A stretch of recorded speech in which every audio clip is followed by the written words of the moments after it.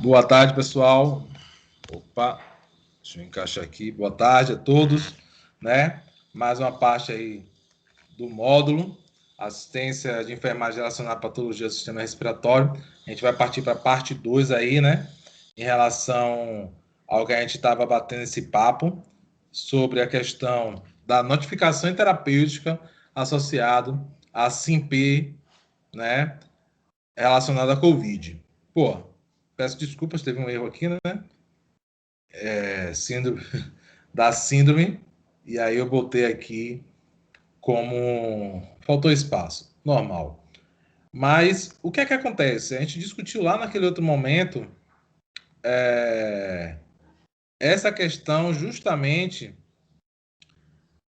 de como é a síndrome, como é que faz o diagnóstico, né? Quem é o público, crianças, né?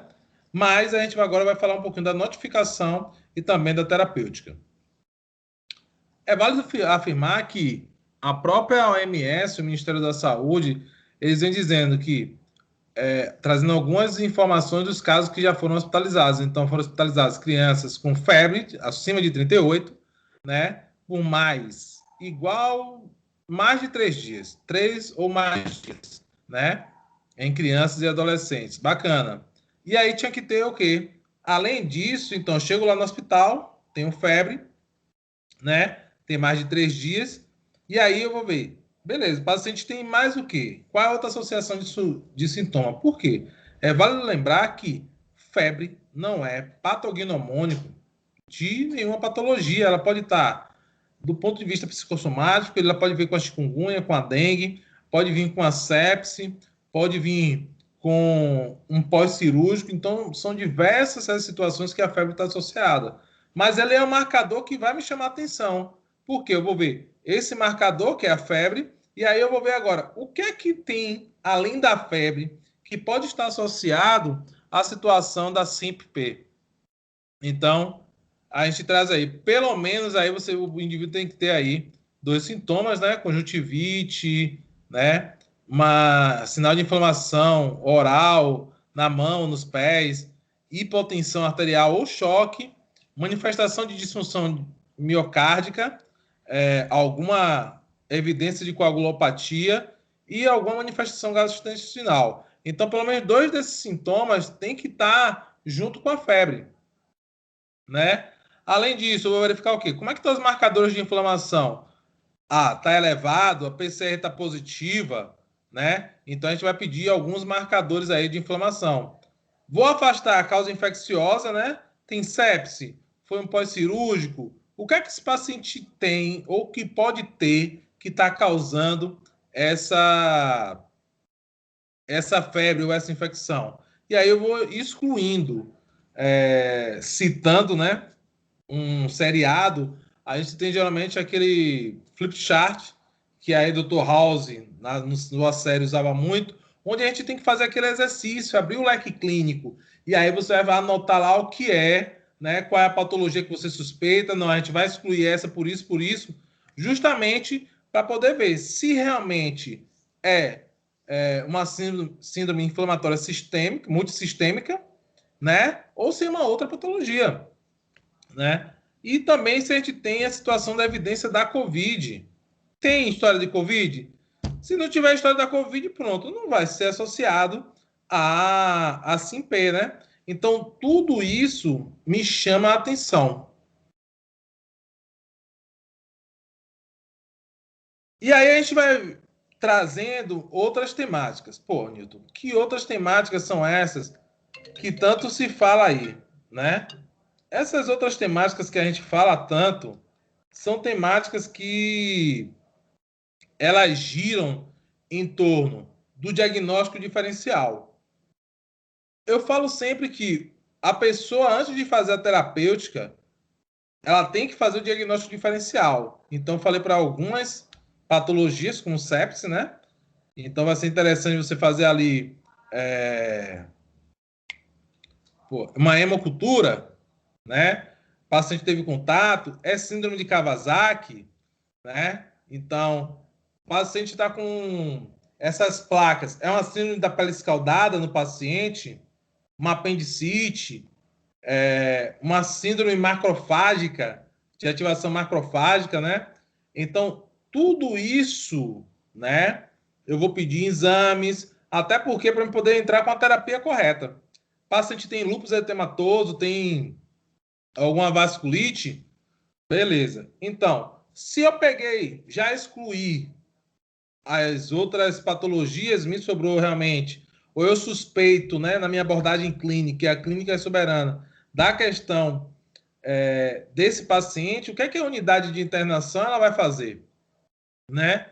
Então, eu tenho que ter cuidado, porque ela pode apresentar uma rápida progressão, ok? Esse paciente vai cursar com insuficiência respiratória aguda, então eu vou ter que entrar. Antes de entrar, logicamente, não é uma situação que só um médico, só um enfermeiro maneja esse paciente. O ideal é que seja uma equipe, né, multiprofissional, para poder a gente chegar e dar o melhor prognóstico para esse paciente. Então, a minha missão, junto com toda essa equipe, vai ser fazer o quê? Eu tenho que reduzir esse estado inflamatório sistêmico. Para isso, eu tenho que reduzir esse estado inflamatório e observar os outros sistemas que estão em volta, né? Por quê? Eu vou só pautar na redução da inflamação. Ok. Mas como é que está o coração? Como é que está a parte respiratória? Eu vou ter que dar suporte para ele, para poder reduzir o quê? A questão das sequelas. É sábio, né? Todo mundo sabe aí que paciente que chega com quadro febril, né? Tá lá no pronto-socorro, chegou com quadro febril, tá com bom estado geral, né? E os exames às vezes não indicam, mesmo assim eu vou acompanhar esse paciente por aí 24 horas ou 48 horas. Ah, Nilton, o exame dele ainda não deu. Por quê? Pode ser que esse paciente iniciou a febre, com 2 dias ainda não deu alteração laboratorial nesse paciente, por isso que eu tenho que ter esse acompanhamento aí de 24 a 48 horas para pacientes, né, que chegam na emergência, né? E chegando lá na emergência, ele está com os exames dele ainda não tiveram alteração, não indicaram a presença de quadro inflamatório, mas você vê lá que eu acho que é suspeito. Então a gente vai ter que ter essa observação para não mandar essa criança para casa, para não mandar essa criança para outro local e chegando lá ela ter problemas. Newton, bacana. Mas quando é que a gente interna essa criança? Desconforto respiratório, internou a criança. Já é critério pela OMS, Ministério da Saúde e os protocolos de alguns hospitais. Então, paciente que chega aí com hipotensão, taquicardia, sinais cardíacos, choque, a criança convulsionou, né? Você acha que a criança está com Kawasaki? Então, a gente tem, depois eu passo para vocês esse material, mas você tem vários itens e sempre analisar de forma pormenorizada o paciente, né? Para o tratamento dessa criança, o que é que a gente vai estar utilizando? Geralmente a gente vai utilizar antimicrobianos, né? Para aqueles pacientes que estão aí com choque, geralmente a gente vai utilizar a ceftriaxona, uma cefalosporina de terceira geração, né? Associada à clindamicina, né? Então eles geralmente estão associando muito essas duas medicações e tem dado certo aí no tratamento desse paciente. A gente tem a questão dos antivirais, né, também utilizados, e também a gente tem uma outra situação que é da imunoglobulina, para os casos, né, aí que você vai, para os casos moderados a graves, que você sabe ali, que preenche critério para síndrome de Kawasaki ou de ativação macrofágica. Aí a gente vai estar utilizando. Uma outra situação é o corticosteroide.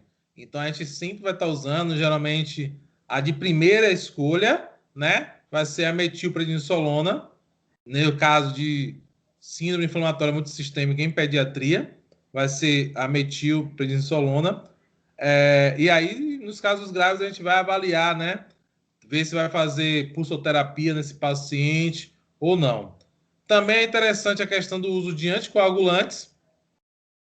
Então, vai fazer os exames, bacana. Você tem um risco aí de uma situação de um trombo ou um êmbolo, bacana. Então, o que é que eu vou fazer? Geralmente a gente vai entrar aí com anticoagulantes, né? Você vai verificar também a utilização do AS para esse paciente. A gente também tem a enoxaparina, que pode ser associada aí, nesses casos aí, para a faixa pediátrica. E o suporte ventilatório. Então, o paciente vai chegar lá com disfunção, ou uma miocardite, ou choque cardiogênico, né, que vai ser comum aí em mais de 50% desses pacientes.